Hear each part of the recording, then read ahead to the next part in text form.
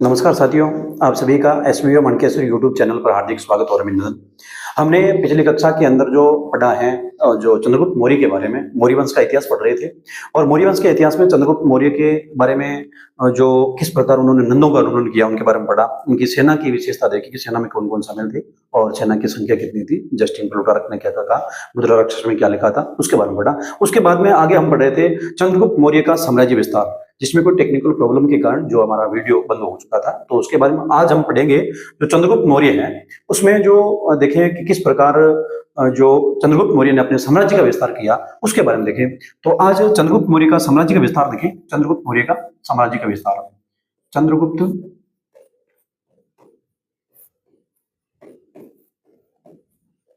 मौर्य का साम्राज्य विस्तार।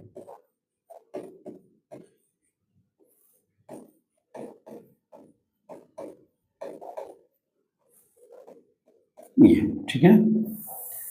तो हमारे चंद्रगुप्त मौर्य के साम्राज्य विस्तार में पहला बिंदु रहेगा, पहला बिंदु कि उत्तर पश्चिमी क्षेत्र का विस्तार। उत्तर पश्चिम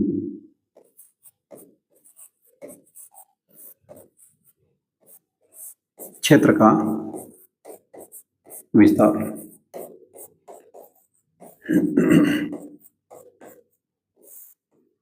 ये ठीक है। थोड़ा हम मैप के जरिए समझने का प्रयास करते हैं। देखें,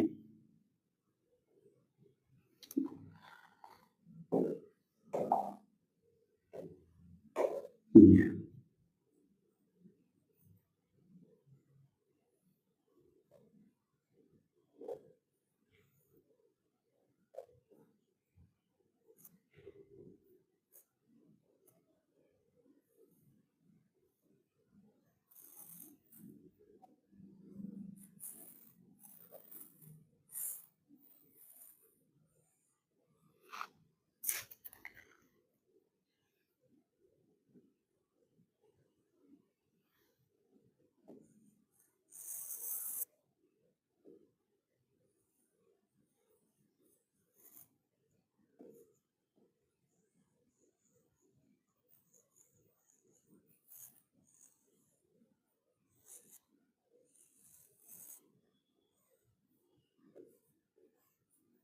ये चीज ठीक है।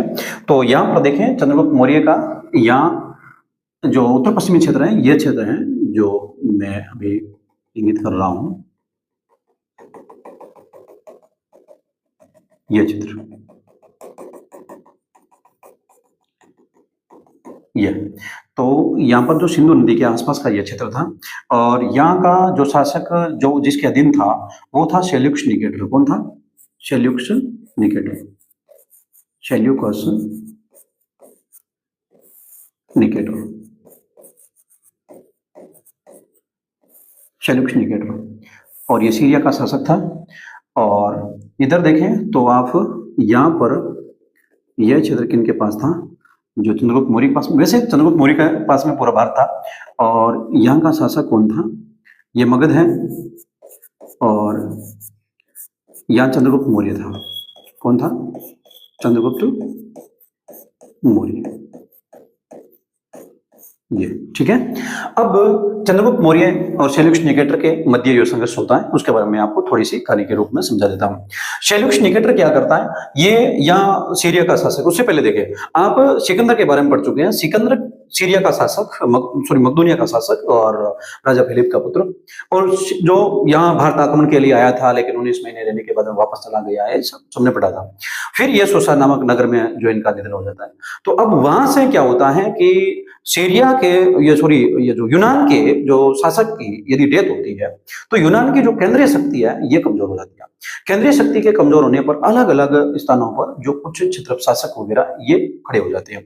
जैसे मान लीजिए सीरिया का शासक ये सेल्यूकस निकेटर खड़ा हुआ, यानी ये अपनी जो अलग अलग क्षेत्र अपना अपना बांट लेते हैं। अब सेल्यूकस निकेटर का मान लीजिए सीरिया के अंदर यहाँ के आसपास में इनका शासन है और इनकी सीमा लगती है भारत की, ठीक है। और ये एक दिन बैठे बैठे प्लानिंग बनाते हैं, भैया मैं क्या करूं, जैसे मेरे पास भारत होगा, ऐसे, यानी ये केवल सपनों का भारत था इनके पास में और रियली भारत इनके पास में इनको मिलेगा ही नहीं। इनके पास वाला क्षेत्र ये जो मैंने रेड अलर्ट किया ना, ये भी क्षेत्र इनके चंद्रगुप्त मौर्य के पास में चले जाने वाला है।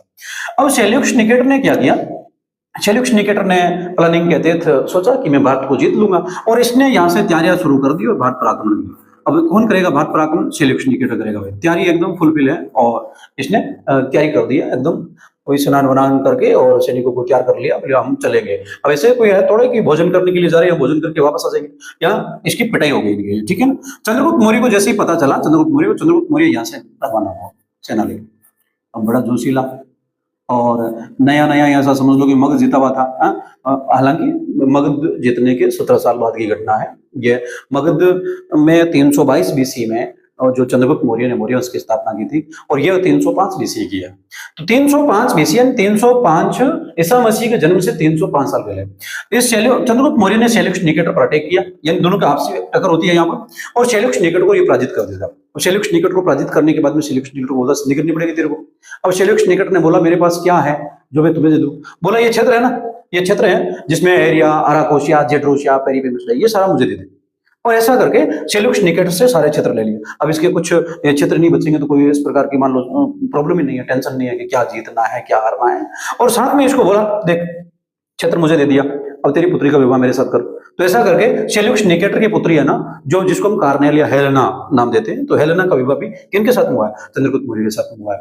और एक राजदूत के रूप में शेल्यूक्स निकेटर ने एक राजदूत के रूप में किनको भेजा है आप देखें तो यहाँ एक मेगास्थनीज को भेजेंगे राजदूत के रूप में चंद्रगुप्त मौर्य के दरबार में, और मौर्य के दरबार में भेजेंगे जो राजदूत मेगास्थनीज है, ये इंडिका नाम की पुस्तक लिखेगा। इंडिका के बारे में, मेगास्थनीज के बारे में आगे विस्तृत चर्चा करेंगे हम। उससे पहले देखें अब चंद्रगुप्त मौर्य क्या करता है, इनको वापस में कुछ न कुछ उपहार तो देगा।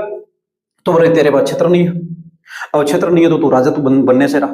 तू एक काम कर, मेरे ये 500 हाथी मेरे एक्स्ट्रा ही आती है, बहुत सारे मगध के क्षेत्र के अंदर बहुत सारे हाथी थे।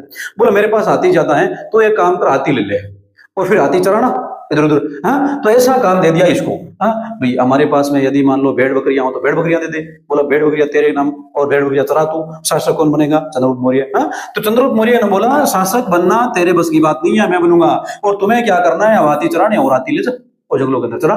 तो ऐसा करके 500 हाथी इसको उपहार स्वरूप दिए। ठीक है, ये कहानी है। इसमें देखें शेल्यूक्स निकेटर में, इस निकेटर शब्द का अर्थ होता है विजेता, लेकिन हार गया सारा ये। तो इसके बारे में पढ़ेंगे हम, देखें। और एक और याद रखना, इसको शेल्यूक्स निकेटर को हीरोज ऑफ एशिया कहते हैं। देखो एशिया का हीरो है, लेकिन एशिया के हीरो को हरा दिया चंद्रगुप्त मौर्य ने। तो देख लेते हैं हम थोड़ा इसमें।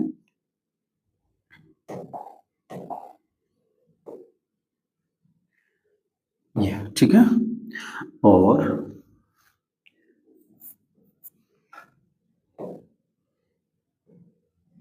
ये ठीक है। तो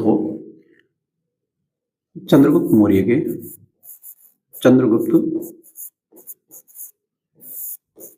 के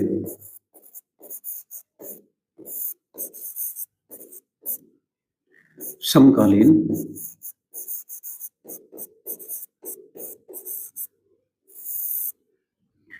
सीरिया का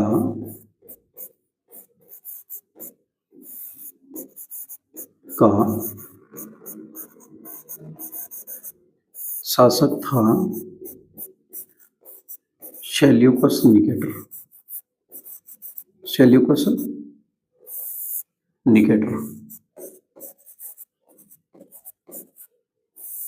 ठीक है, इसकी सीमा, भारत की सीमा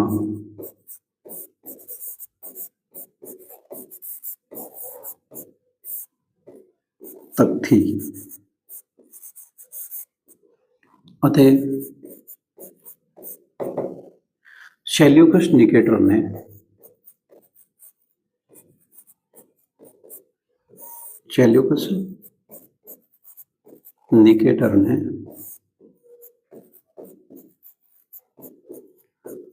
भारत को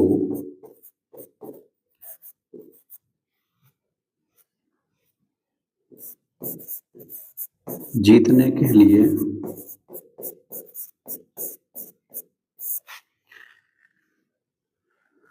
भारत पर आक्रमण कर दिया। भारत पर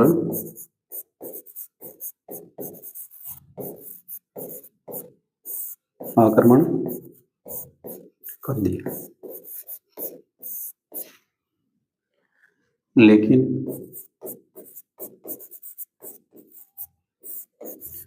चंद्रगुप्त मौर्य ने चंद्रगुप्त मौर्य ने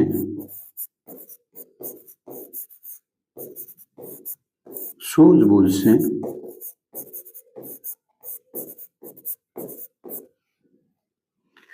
जवाब देते हुए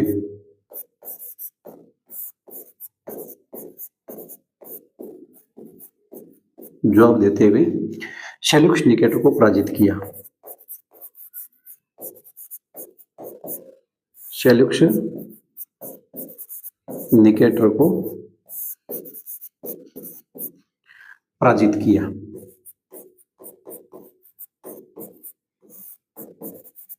ये ठीक है। अब दोनों के मध्य संधि होगी, उनके बारे में थोड़ा देख लेते हैं।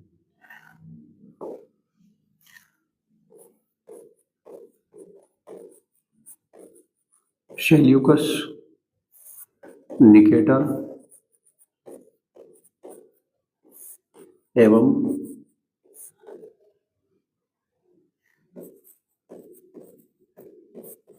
चंद्रगुप्त मौर्य के मध्य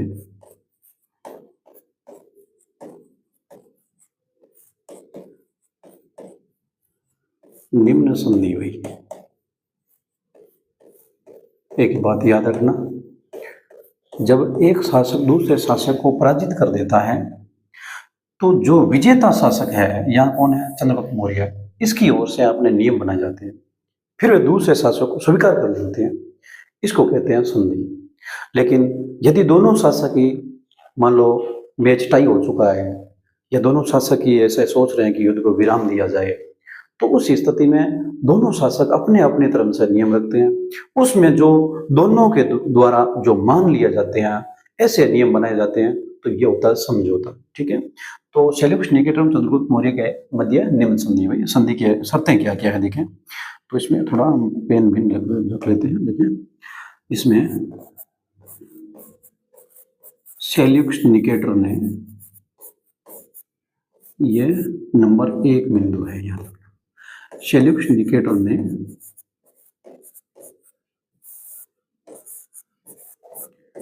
चंद्रगुप्त मौर्य को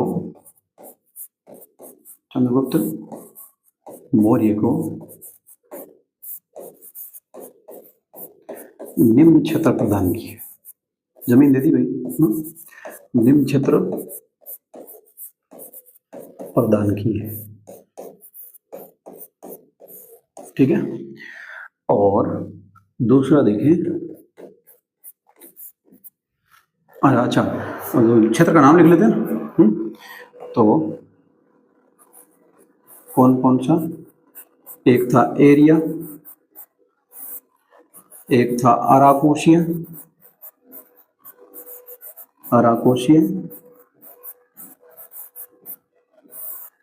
एक था जेड्रोशिया,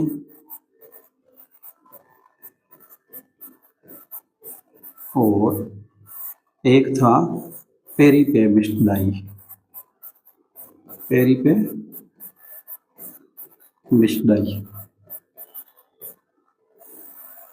ये ठीक है। और इसकी पहचान भी मैं करवा देता हूं। यह था हेरात, यह था कांधार, यह था मकरान, और यह था अफगान, जिसको काबुल बोलेंगे। मान लो ये क्षेत्र थे। तो सेल्यूकस निकेटर ने चंद्रगुप्त मौर्य को निम्न क्षेत्र प्रदान किए। और क्षेत्र कितने प्रदान किए, तो मैंने बताया आपको कितने क्षेत्र थे, टोटल 4 क्षेत्र थे। ठीक है, ये चंद्रगुप्त मौर्य को दे दिए। ठीक है। नेक्स्ट इसके बाद में आगे देखें, और इसमें कौन सा पेन यूज किया है, ब्लैक है, ब्लैक पेन यूज कर लेते हैं। ठीक है। तो सेल्यूकस निकेटर की पुत्री हेलेना का विवाह हेलेना का विवाह चंद्रगुप्त मौर्य के साथ किया गया। चंद्रगुप्त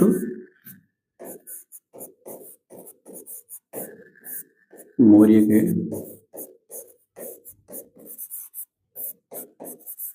साथ किया।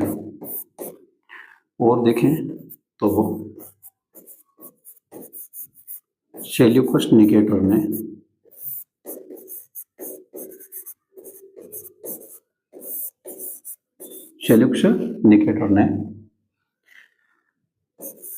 मेगस्थनीज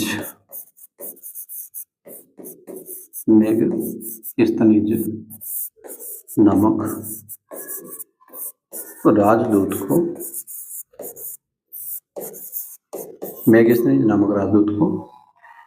चंद्रगुप्त मौर्य के दरबार में भेजा। चंद्रगुप्त मौर्य के दरबार में भेजा।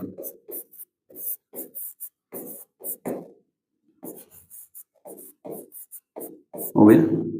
और ये जो हम इसमें लगा रहे थे, ये कितना 1 नंबर था, तो ये 2 नंबर है, और ये 3 नंबर है, और ये 4 नंबर है। चंद्रगुप्त मौर्य ने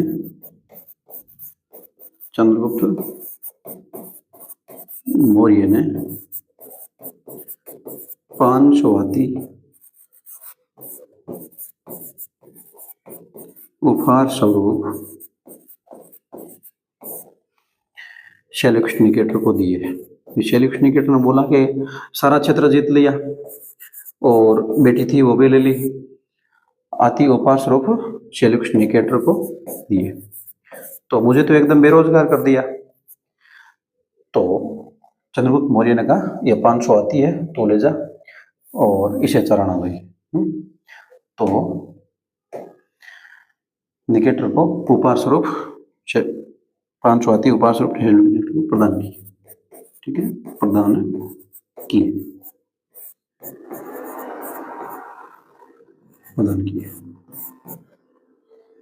अब इस जो संधि है इसका उल्लेख कौन कौन से यूनानी इतिहासकार करते हैं उसके बारे में थोड़ा मैं और लिख देता हूं। यही लिख लेते हैं, अच्छा रहेगा साथ साथ में। और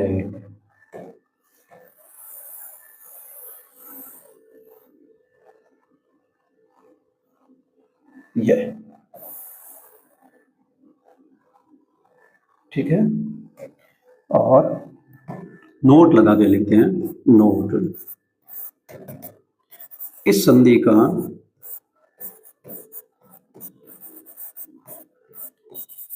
उल्लेख निम्न यूनानी इतिहासकारों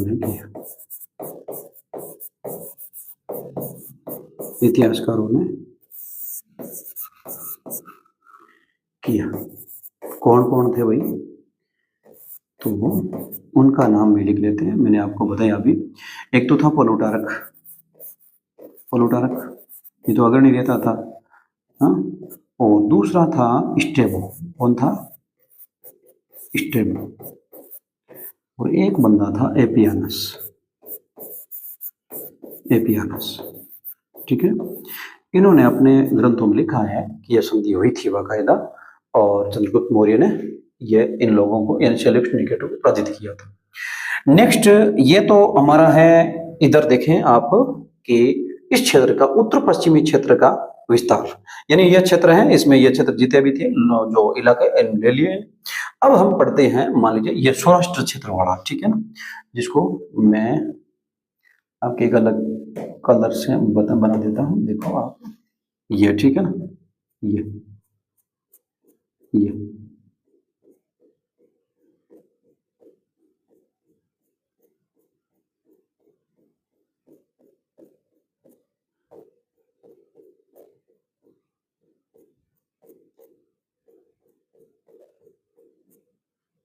अब ये है ना, यह सौराष्ट्र क्षेत्र, कौन सा क्षेत्र है, सौराष्ट्र क्षेत्र। और इस सौराष्ट्र क्षेत्र पर और देखें हमें कोई एक उल्लेख मिला है, उनके बारे में पढ़ते हैं। सुदर्शन झील का निर्माण इन्होंने करवाया था। तो देखें ये 2 नंबर बिंदु लगा लेंगे हम। ये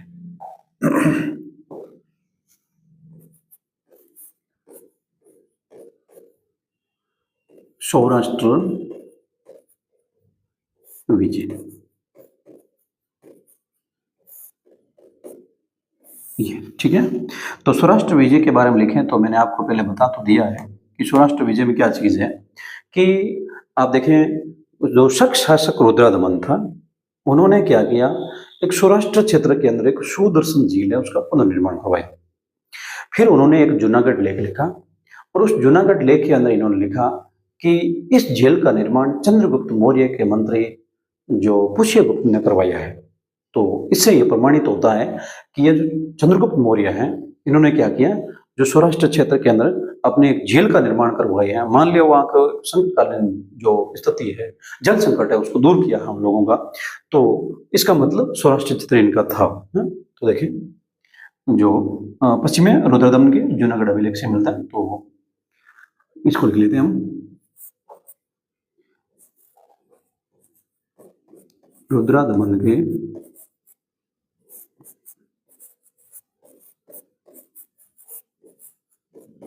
जूनागढ़ अभिलेख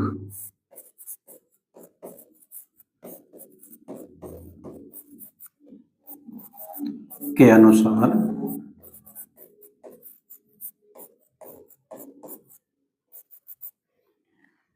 सौराष्ट्र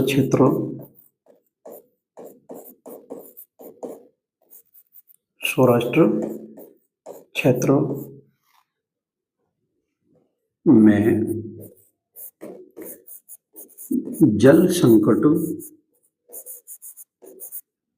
की स्थिति को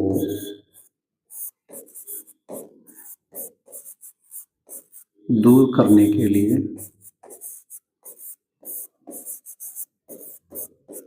और बड़ी उपलब्धि यह भी है कि जनता पर कोई कर नहीं लगाया। जल संकट की स्थिति को दूर करने के लिए मौर्य शासक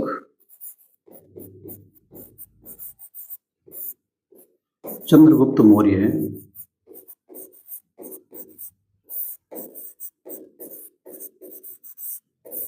ने अपने सौराष्ट्र प्रांत के प्रांतपति कहो या गवर्नर कहो,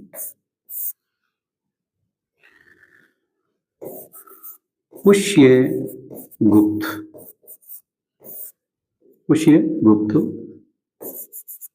की देखरेख में सुदर्शन झील का निर्माण करवाया। सुदर्शन झील का निर्माण करवाया। हम पढ़ेंगे अच्छी तरह सुदर्शन झील के बारे में। निर्माण करवाया, इससे ये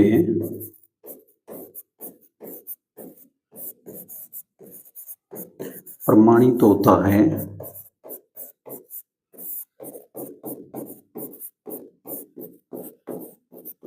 कि सौराष्ट्र क्षेत्र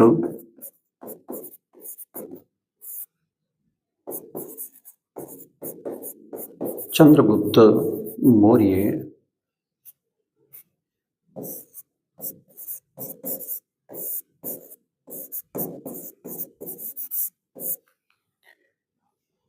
के साम्राज्य का हिस्सा था। साम्राज्य का हिस्सा था। सॉरी।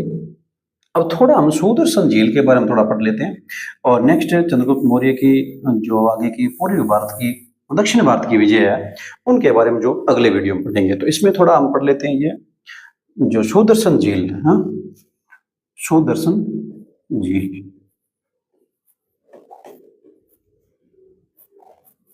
सुदर्शन झील। और सुदर्शन झील कहाँ पर है, इसकी थोड़ी लोकेशन पहले लिख लेते हैं। ये देखते हैं, थोड़ा आपको दिखने में अच्छा लगेगा। यह है झील गुजरात की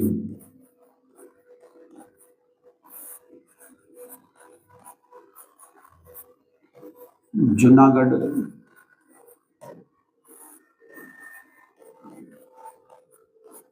क्षेत्र के गिरनार में स्थित है। कहाँ पर है? गिरनार में स्थित है।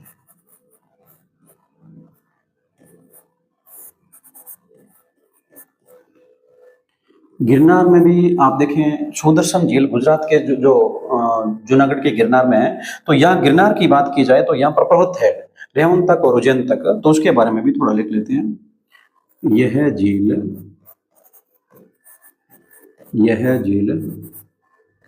उज्जैन तक एवं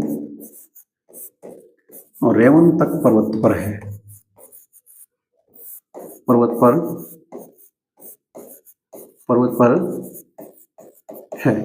तो देखें, उज्जैन तक और रेवन तक पर्वत पर है, और है कहाँ? जूनागढ़ क्षेत्र के जो गिरनार में। नेक्स्ट इसमें और देखते हैं हम, तो इसमें कौन कौन सी नदियों का पानी रोक के बनाई गई है। इस झील को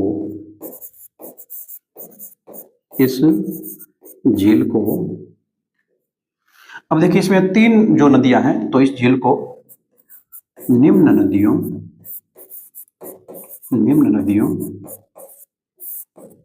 के पानी को रोक कर बनाया गया है।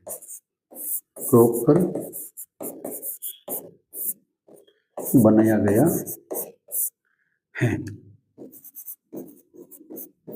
कौन सी? तो ये नदियों के नाम लिख लेते हैं हम, तीनों नदियों के नाम। तो इसमें देखिए, एक नाम है नदी का नाम पलासिनी। कौन सी? पलासिनी। सुक्तासिनी है, सुक्तासिनी दूसरी नदी है। कौन सी? सुक्तासिनी। और एक नदी है सुवर्ण सत्ता। ये अब इस झील की जानकारी के स्रोत क्या है, तो एक जूनागढ़ का लेख है और एक गिरनार का लेख है। पढ़ते हैं हम इसके बारे में। जूनागढ़ का लेख, सुदर्शन झील की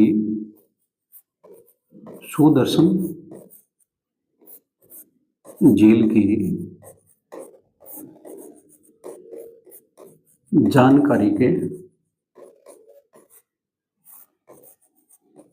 स्रोत कौन कौन से भाई? तो मैंने आपको बताया, एक है जूनागढ़ लेख।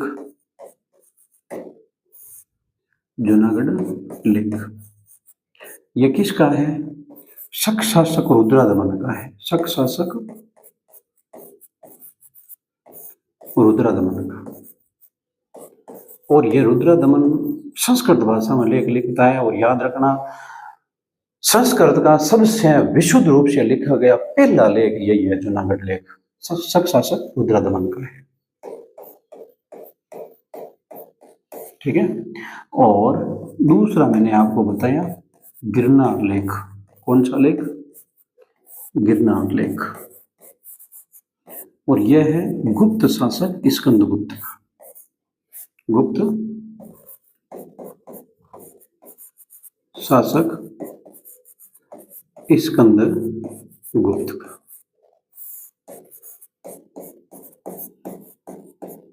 हो गया।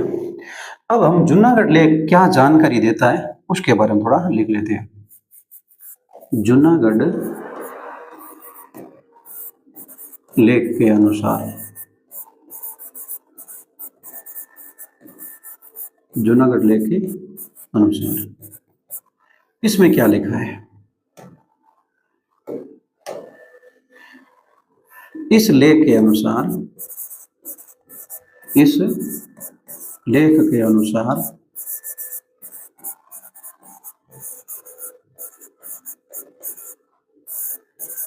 इस झील का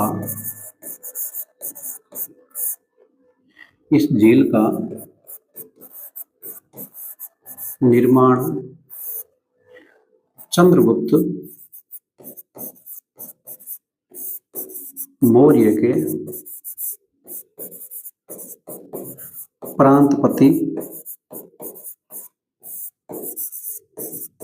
पुष्यगुप्त की देखरेख में हुआ। यह तो था निर्माण। क्या था? निर्माण। इस झील का जो निर्माण है वो किसने किया? तो चंद्रगुप्त मौर्य ने। ठीक है। नेक्स्ट आप देखें तो थोड़ा इसको ऊपर की ओर ले लेते हैं।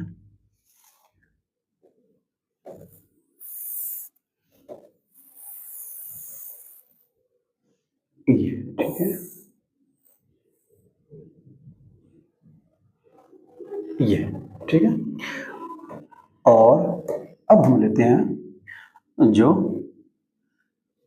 इस झील के अनुसार, इस झील के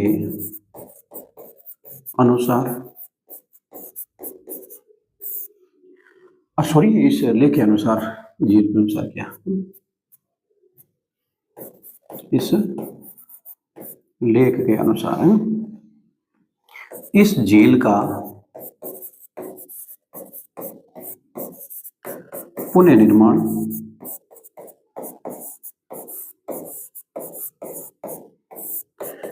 निम्न शासकों ने करवाया। निम्न शासकों ने करवाया। कौन कौन थे जिनका इनको इन झील का पुनर्निर्माण करवाया? तो पहले था अशोक, जो मौर्य शासक है। ठीक है, मौर्य शासक अशोक के काल में मंत्री तू शासक की देखरेख में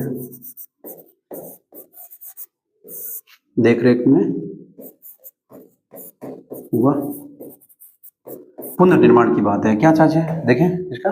पुनर्निर्माण के दो जीर्णोद्धार के दो है, और दूसरा शासक था जो ये लेख लिख रहा है, और शक शासक रुद्रदमन के मंत्री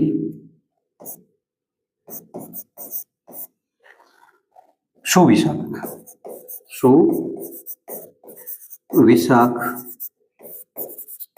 की देखरेख। ठीक है, तो याद रखना दो लेख हैं जो हमें सुदर्शन झील की जानकारी प्रदान करते हैं। जूनागढ़ लेख है शक शासक रुद्रदमन का है, यह संस्कृत भाषाई लेख है, और संस्कृत भाषा के अंदर सबसे विशुद्ध पहला लेख लिखा गया जूनागढ़ लेख है। और ये विदेशी होते हुए देखो, शक विदेशी थे और इन्होंने संस्कृत भाषा में लेख लिखा है। चलो कोई नहीं, हम जूनागढ़ लेख के अंदर सुदर्शन झील की क्या जानकारी प्राप्त करते हैं। तो देखिए, सुदर्शन झील के निर्माण किसने करवाया? चंद्रगुप्त मौर्य ने करवाया। किसकी देखरेख में? पुष्यगुप्त की देखरेख में। इसका वर्णन जूनागढ़ लेख में। नेक्स्ट बात, इसके बाद में कोई मौर्य ऐसा शासक था क्या जिसने इसका पुनर्निर्माण करवाया? था। कौन था? अशोक था, जिसके मंत्री तू शासक ने इसका पुनर्निर्माण करवाया। नेक्स्ट इसके बाद में देखें, ये शक शासक रुद्रदमन बोल रहा है कि मैंने भी क्या किया, अपने मंत्री सुविशा की देखरेख में इसका पुनर्निर्माण करवाया। इतनी बात हो गई। अब गिरनार लेख के बारे में देखते हैं। तो गिरनार लेख के अनुसार देखें, ये गिरनार लेख के अनुसार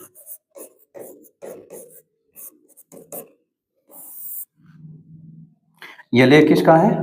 यह लेख है यह, ठीक है ना। तो यह है जो गुप्त शासक स्कंदगुप्त का। तो यह लेख गुप्त शासक स्कंदगुप्त का है, स्कंदगुप्त का है। इसके अनुसार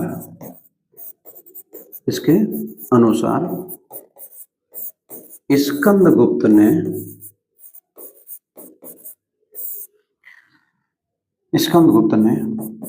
सौराष्ट्र प्रांत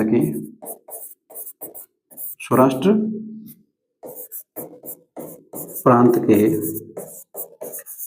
प्रांतपति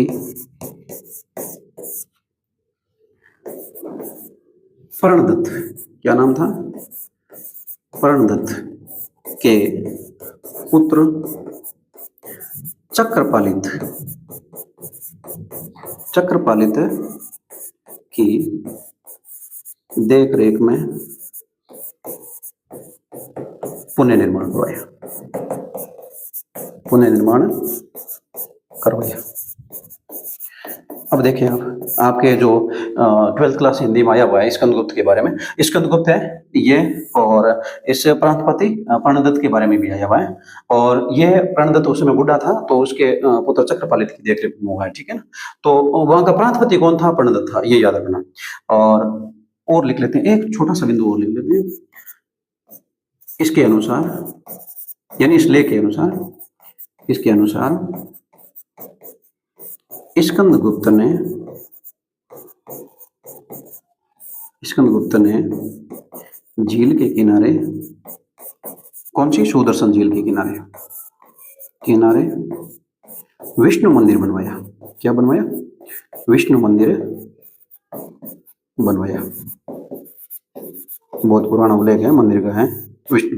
वैसे गुप्त काल में मंदिर बनाने के उल्लेख या मंदिर बनाने की जो परंपरा चालू हो चुकी थी। तो यहाँ देखिए स्कंदगुप्त ने जो झील के किनारे, यानी सुदर्शन झील के किनारे जो मंदिर बनवाया, ठीक है। अब देखिए एक बार और दोबारा रिवीजन कर लेते हैं क्या हमने पढ़ा है। यह चंद्रगुप्त मौर्य का साम्राज्य उत्तर पश्चिम क्षेत्र के अंदर जो सेल्यूकस निकेटर को पराजित करके ये क्या करते हैं, उत्तर पश्चिमी क्षेत्र को अपने अधीन करते हैं, जिसमें ये एरिया अराकोस या जेड्रोस या पेरिपेमेनलाई क्षेत्र को लेते हैं। नेक्स्ट इसके बाद में आगे देखें हम, ये संधि करते हैं। संधि के अंदर देखें ये क्या करते हैं, एक तो ये क्षेत्र ले लेते हैं और सेल्यूकस निकेटर की पुत्री से विवाह करते हैं जिसका नाम हेलेना था, और कहीं कार्नेलिया मिलता है, ठीक है ना। और सेल्यूकस निकेटर ने मेगास्थनीज नामक राजदूत भेजा जिसने इंडिका नामक पुस्तक लिखी, आगे देखेंगे हम। चंद्रगुप्त मौर्य ने 500 हाथी और 5 रथ सेल्यूकस निकेटर को दिया, और याद रखना इस संधि का उल्लेख प्लूटार्क, स्ट्रैबो और एपियनियस करते हैं। नेक्स्ट सौराष्ट्र विजय का उल्लेख हमें जो रुद्रदमन के जूनागढ़ अभिलेख से हमें जानकारी मिलती है कि यहाँ जल संकट की समस्या थी, और इस जल संकट की समस्या को दूर करने के लिए चंद्रगुप्त मौर्य के जो मंत्री जो पुष्यगुप्त की देखरेख में क्या होता है, यहाँ सौराष्ट्र प्रांत में गिरनार पर्वत पर जो हम देखें गिरनार क्षेत्र में जो सुदर्शन झील का निर्माण हुआ है। तो सुदर्शन झील के निर्माण के बारे में भी हमने देख लिया कि सुदर्शन झील का निर्माण कहाँ हुआ, जूनागढ़ गिरनार गुजरात में। और साथ ही यहाँ कौन सा पर्वत है, उज्जैन तक और रेवन तक है। कौन सी नदियां का पानी रोका गया, पलासिनी, सुप्तासिनी, सकता। और साथ में देखें इसकी जानकारी के स्रोत क्या है, तो जूनागढ़ और गिरनार लेक है।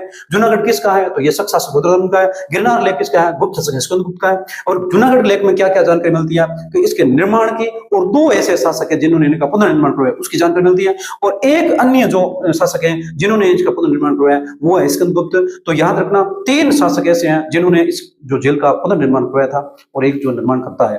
तो इसी प्रकार साथियों आप हमारे साथ जुड़े रहे। यदि आपने चैनल को सब्सक्राइब नहीं किया है तो जरूर करें, और आप हमारे साथ जो स्नेह और विश्वास के साथ जुड़े हैं तो आपको इसी प्रकार जो हम आपके विश्वास पर हम खरा उतरेंगे, और इसी प्रकार बराबर जो लगातार हम कंटिन्यू के रूप में जो आपको कंटेंट देते रहेंगे, अलग अलग जो शासकों के बारे में और उनकी समस्त घटनाओं के बारे में हम चर्चा करेंगे। तो आपका विश्वास और स्नेह इसी प्रकार बना रहे। धन्यवाद।